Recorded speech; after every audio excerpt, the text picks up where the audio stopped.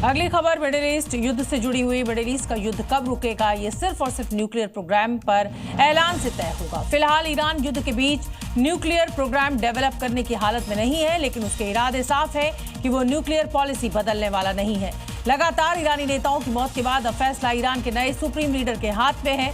तो क्या अब ईरान एटम बम के लिए फतवे का इंतजार कर रहा है? हमारी इस रिपोर्ट में देखिए। मुश्तबा के हाथ में न्यूक्लियर बटन। ईरान के विदेश मंत्री अराक्ची ने न्यूक्लियर प्रोग्राम को लेकर जो बयान दिया, उससे साफ हो गया कि ईरान न्यूक्लियर फैसिलिटी डेवलप करना नहीं छोड़ेगा, भले ही युद्ध की वजह से वो ठप पड़ा। जैसे ही न्यूक्लियर प्रोग्राम शुरू करने का फतवा जारी होगा, फिर से एनरिचमेंट शुरू हो जाएगा।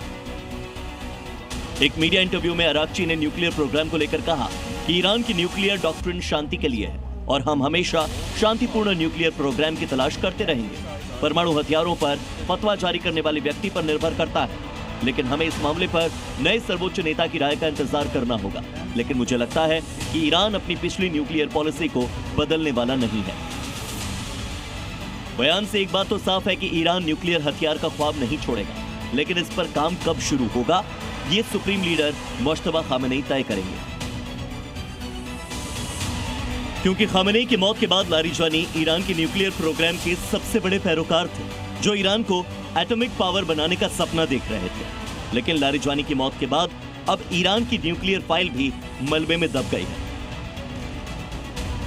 क्योंकि पिछले साल अमेरिकी हमले में न्यूक्लियर फैसिलिटी मलबे में दब गई थी और जब तक ईरान इसको फिर से बना पाता, तब तक खामेनेई की मौत हो गई। ताबड़तोड़ अमेरिकी इजरायली हमलों से उबरने का मौका तक नहीं मिला। इस वजह से भले ही अभी न्यूक्लियर प्रोग्राम ठंडे बस्ते में चला गया हो, लेकिन ईरान ने यह साफ कर दिया है कि वो अपना एटम बम का सपना छोड़ेगा नहीं। Bureau report, C media. आज हम आपके सामने एक ऐसी साजिश का खुलासा करने जा रहे हैं जो हिंदुस्तान के खिलाफ विदेशी धरती से रची जा रही थी। जी हां, और इसके किरदार भी विदेशी हैं। वो हिंदुस्तान आते हैं, भारत के नॉर्थ ईस्ट में जाते हैं और म्यांमार में घुसकर एथनिक आर्म्ड ग्रुप को हथियारों की ट्रेनिंग देते हैं। क्या है पूरा मामला, कैसे साजिश से पर्दा उठा और क्यों कहा जा रहा है कि एक ईसाई देश बनाने की साजिश नाकाम हो गई? रिपोर्ट देखिए।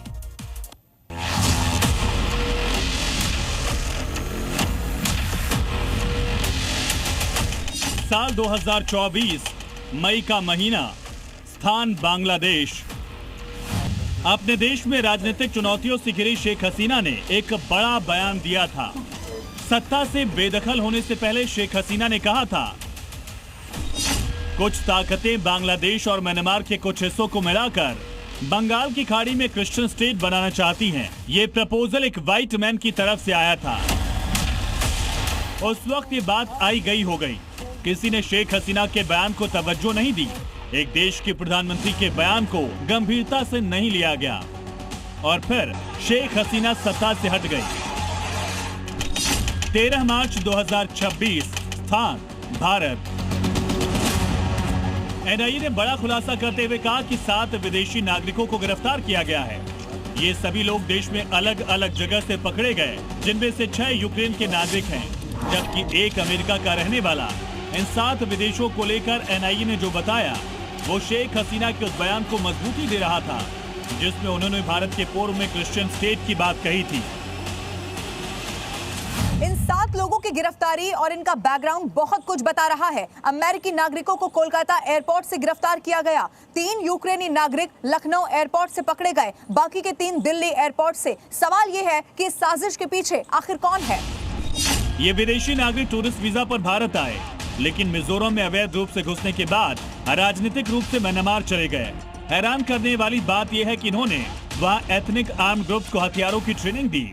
ये ग्रुप्स भारत के उत्तर पूर्वी राज्यों में सक्रिय विद्रोही संगठनों का समर्थन करने के लिए जाने जाते हैं। इसके अलावा एनआईए को पता चला कि इन आरोपियों ने यूरोप से ड्रोन की एक बड़ी खेप मंगवाई थी और इसे सशस्त्र समूहों और मिजोरम में सक्रिय कुछ बाकी गुटों तक पहुंचाया।